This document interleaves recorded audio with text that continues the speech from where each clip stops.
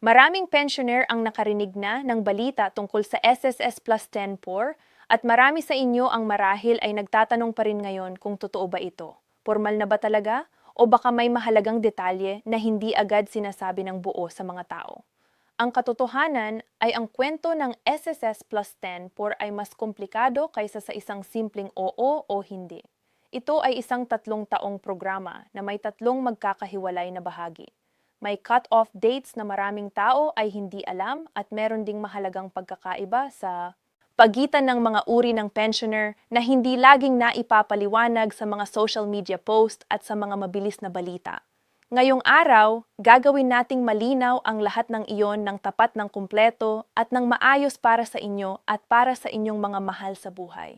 Huwag muna kayong lumipat. Bago tayo pumunta sa mga detalye, pag-usapan muna natin kung bakit marami sa inyo ang nag-aalangan pa rin tungkol sa balitang ito.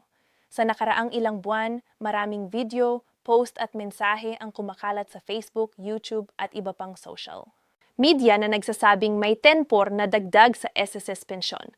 Ang problema ay ang marami sa mga post na iyon ay hindi kumpleto.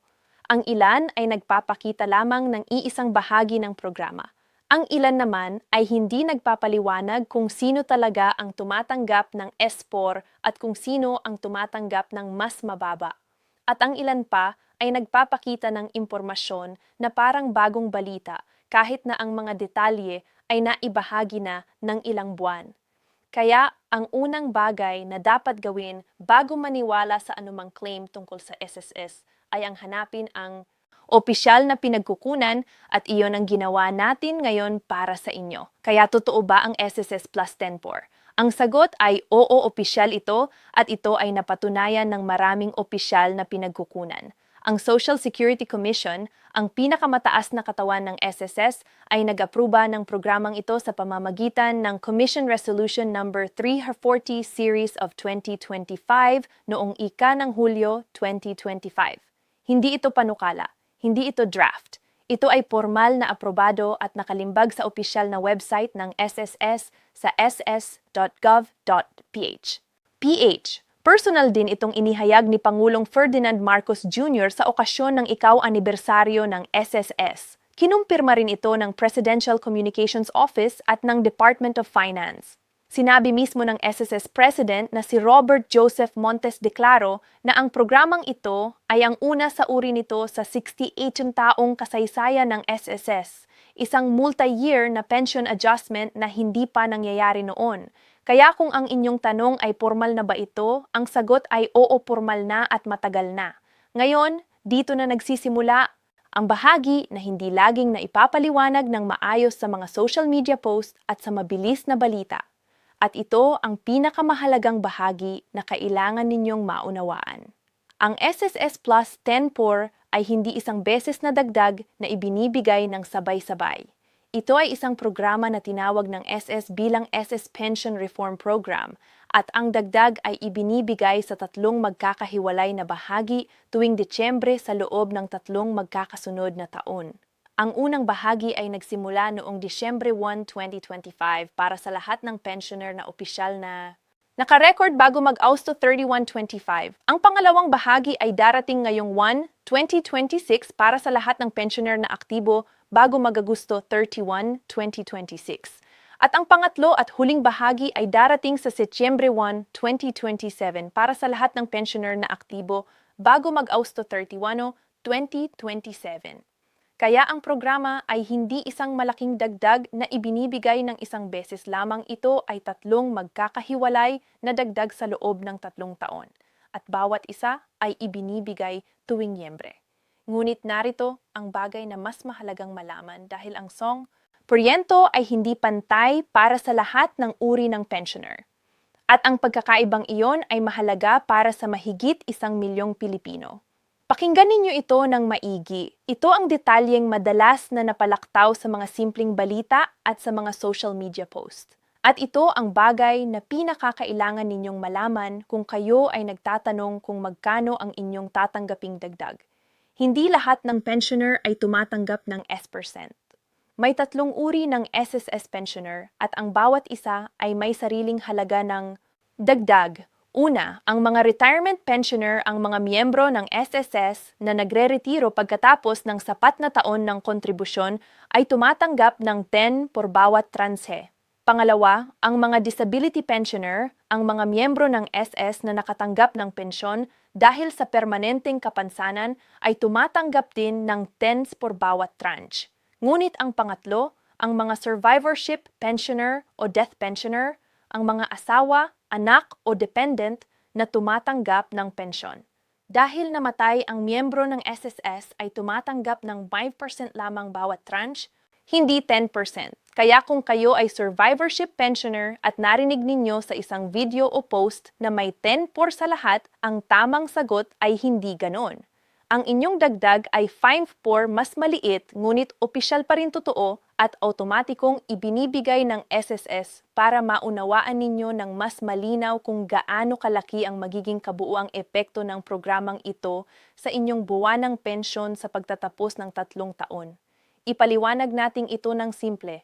Para sa mga retirement at disability pensioner, ang kabuuang dagdag pagkatapos ng 3 tranche ay magiging humigit kumulang 33% kumpara sa inyong pensyon bago nagsimula ang programa noong Agosto 2025.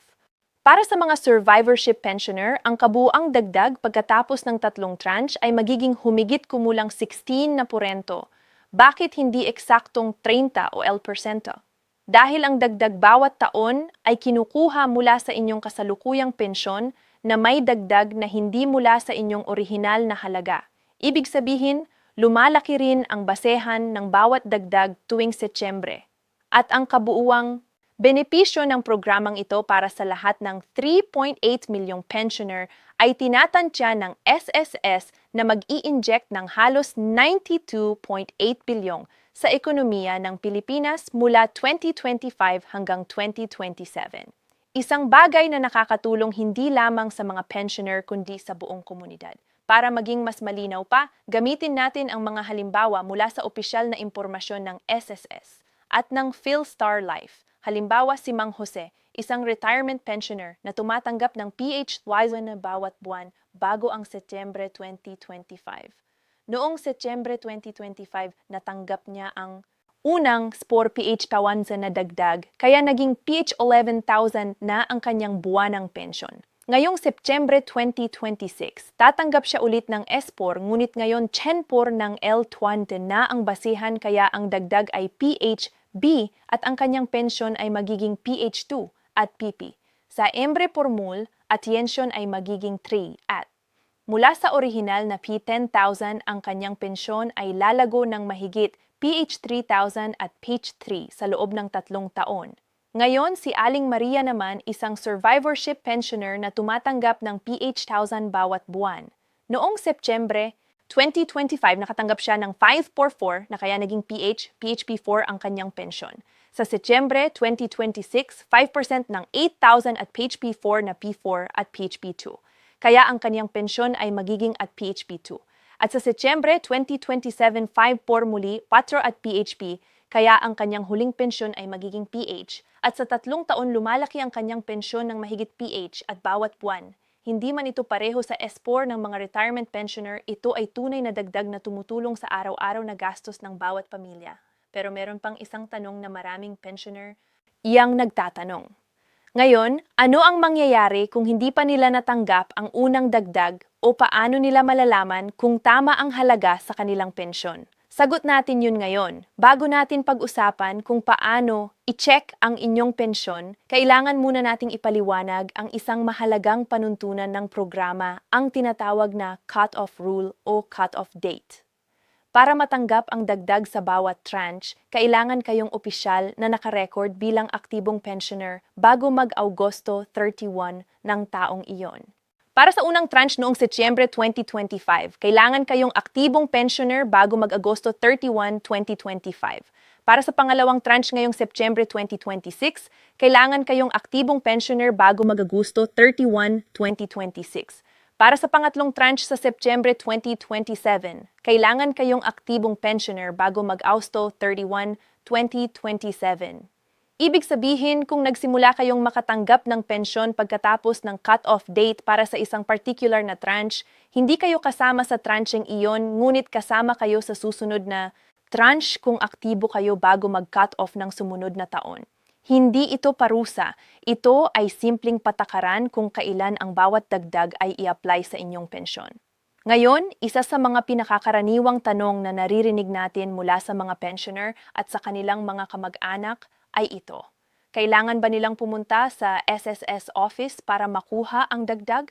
Kailangan ba nilang mag-apply o mag-submit ng anumang dokumento? Ang sagot ay hindi. Walang kailangang gawin. Ang dagdag ay automatikong inilalapat sa inyong buwan ng pensyon. Hindi kayo kailangang pumunta sa SSS branch. Hindi kayo kailangang tumawag at walang form na kailangang punan. Kung kayo ay kumapit sa isang taong nagsasabing kailangan ninyong mag-apply o magbayad ng bayad para matanggap ang dagdag na ito, ingatan ninyo ang inyong sarili, iyon ay posibleng estafa. Ang programa ng SSS ay libre, automatiko at hindi nangangailangan ng anumang aksyon mula sa mga pensioner. Kung naniniwala kayong hindi pa ninyo natanggap ang unang tranche na nagsimula noong Disyembre 2025, o kung gusto ninyong kumpirmahin ang inyong kasalukuyang halaga ng pensyon, mayroong ilang opisyal na paraan para makugnayan ang SSS ng direkta at ligtas. Una, ang pinakadirekta at pinakamabilis na paraan ay ang tumawag sa opisyal na hotline ng SSS sa 1455. Ito ay available mula Lunes hanggang Sabado. Ikalawa, maaari kayong pumunta sa opisyal na website ng SSS sa sssgov.ph at gamitin ang MySS online portal kung meron kayong account. Ikatlo, ma-anarchic yung personal na pumunta sa pinakamalapit na SSS branch sa inyong lugar, ngunit siguraduhing magdala ng inyong SSS ID o opisyal na dokumento para sa verification. At ikaapat, ang SSS ay aktibo sa kanilang opisyal na social media pages sa ilalim ng handle na MySSPH sa Facebook at Twitter, kung saan nagpo-post sila ng mga opisyal na anunsyo at nagsasagot ng mga katanungan. Huwag kayong tumawag sa mga random na numero na ino-offer ng mga estranyo sa social media. Gamitin lamang ang opisyal na 145 hotline. May isa pang bagay na maraming pensioner ang matalinong nagtatanong kung ang SSS ay nagbibigay ng malaking dagdag na ito. Ligtas pa ba ang kanilang pondo para sa hinaharap? Ito ay isang tamang tanong at nararapat itong sagutin ng tapat. Sinabi ng opisyal na actuarial team ng SSS na ang programa ay magbabago ng tinatansyang fund life ng SS mula €53 hanggang $10,049. Ibig sabihin, 4 na taon ang nababawas sa proyektadong buhay ng pondo. Ngunit sinabi rin ng SSS President na si Declaro na ang pagbabawas na ito ay napamamahalaan at ino-offset ng mas malakas na cash flow mula sa mga nakaraang contribution increases at sa mas epektibong pagkolekta ng SSS.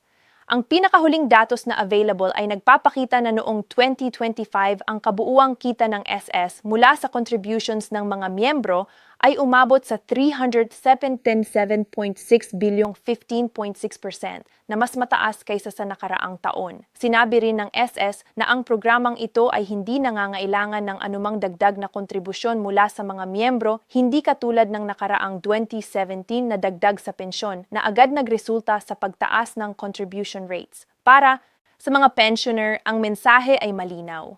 Ang pondo ay matatag ngayon at ginagawa ng SSS ang kanilang trabaho para mapanatili itong matatag sa hinaharap. Ngayon na ipaliwanag na natin ang lahat ng opisyal na detalye ng programa, pag-usapan natin ang isang bagay na hindi dapat baliwalain ng sinumang pensioner ngayon, ang panganib ng maling impormasyon, at kung paano ninyo mapangalagaan ang inyong sarili laban dito. Sa panahon ngayon, ang mga social media platform ay puno ng impormasyon tungkol sa SSS, GSIS at iba pang benepisyo ng gobyerno. Ang ilan sa mga impormasyong iyon ay tumpak. Ang ilan ay halos tumpak, ngunit kulang sa mahahalagang detalye at ang ilan ay ganap na mali o inulit mula sa mga lumang balita na hindi na applicable sa kasalukuyan. Ang panganib ay hindi lamang basta pagkakamali sa impormasyon. Ang tunay na panganib ay ang ilan sa mga maling impormasyong kumakalat ay ginagamit ng mga estafador para linlangin ang mga pensioner. by makaso kung saan ang mga tao o ay lumalapit sa mga senior citizen, ang nagsasabi na kailangan nilang magbayad ng processing fee o mag-submit ng personal na impormasyon para makuha ang kanilang pension increase. Walang ganoon. Ang SS ay hindi kailanman magtatanong ng bayad para sa pension increase. Ang SS ay hindi kailanman magpapadala ng mensahe sa inyong personal na cellphone na humihingi ng inyong account number, password, or personal na impormasyon. Kung mayroon kayong natanggap na ganyang uri ng mensahe, huwag sagutin. Huwag magpadala ng impormasyon at i-report ito sa opisyal na SSS. Ang inyong proteksyon laban sa ganyang uri ng pandaraya ay simple.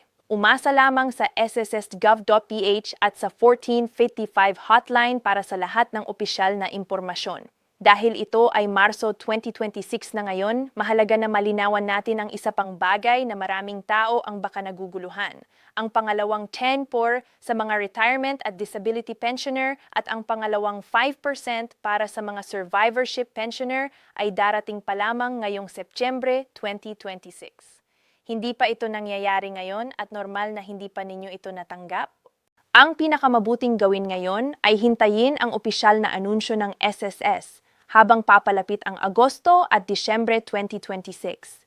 Kapag malapit na ang petsa, mag-a-announce ang SSS ng opisyal na kumpirmasyon sa kanilang website at sa kanilang social media pages. Kapag lumabas na ang opisyal na anunsyo, maaari rin kayong abangan ang susunod naming video para sa pinakabagong impormasyon. Ang aming pangako sa inyo ay ang lagi naming susundan ang opisyal na source bago mag-post ng anumang bagong update. Buod ng lahat ng pinag-usapan natin ngayon at pakisulat ito ng inyong mga anak o apo kung kailangan para hindi kayo makalimot sa mga mahalagang detalyeng ito. Una, ang SS Pension Reform Program ay opisyal at totoo aprobado ng Social Security Commission noong Hulyo 11, 2025 at personal na inihayag ni Pangulong Marcos. Ikalawa, ito ay 3 taong programa na may 3 tranes Setyembre 2025, September 2026 at September 2027. Hindi isang beses na dagdag lamang. Ikatlo, ang mga retirement at disability pensioner ay tumatanggap ng 10 por bawat tranche habang ang mga survivorship pensioner ay tumatanggap ng 5%. Sa pagtatapos ng 3 taon, ang mga retirement at disability pensioner ay magkakaroon ng halos 33% na mas mataas na pensyon at ang mga survivorship pensioner ay magkakaroon ng halos 16% na mas mataas. Ikaapat, walang kailangang gawin ang dagdag ay automatiko para sa lahat ng karapat-dapat na pensioner. Ikalima, ang unang tranche ay naibigay na noong Disyembre 2025. Ang pangalawa ay darating ngayong Disyembre 2026. Ang pangatlo ay darating sa December 2027 at ika-6. Para sa lahat ng opisyal na impormasyon, gamitin lamang ang ss.gov.ph at ang 455 hotline at huwag maniwala sa mga claim na nangangailangan ng bayad o personal na impormasyon mula sa inyo. Kung nakatulong sa inyo ang video na ito, isang simpleng kahilingan lamang ang mayroon kami sa inyo. I-like ang video na ito para malaman ng YouTube na kapakipakinabang ito para sa mga tao. I-share ito sa inyong mga kapitbahay, kaibigan at kapamilya, lalo na sa mga lolo at lola, mga magulang at mga pensioner na baka nagtatanong pa rin ng parehong mga katanungan. At i-subscribe sa aming channel at i-click ang notification bell para hindi kayo makaligtaan ng susunod na importanteng update tungkol sa SSS, GSIS at iba pang benepisyo na direktang nakakaapekto sa inyong buhay. Hindi kami nagpo-post ng mabilis na balita para lamang sa views, nagpo-post kami ng tamang impormasyon mula sa opisyal na pinagkukunan para sa inyo. Salamat sa inyong oras at sa inyong tiwala. Alam namin na ang bawat piso ng inyong pensyon ay mahalaga sa inyong pagkain, sa inyong gamot, sa inyong pamilya. Iyon ang dahilan kung bakit ginagawa namin ang ganitong uri ng video para siguruhing ang impormasyon na inyong naririnig ay tumpak, kumpleto at nagmumula sa tamang lugar. Ingat lagi kayong lahat. Sa susunod naming video, nandito pa rin kami para sa inyo palagi.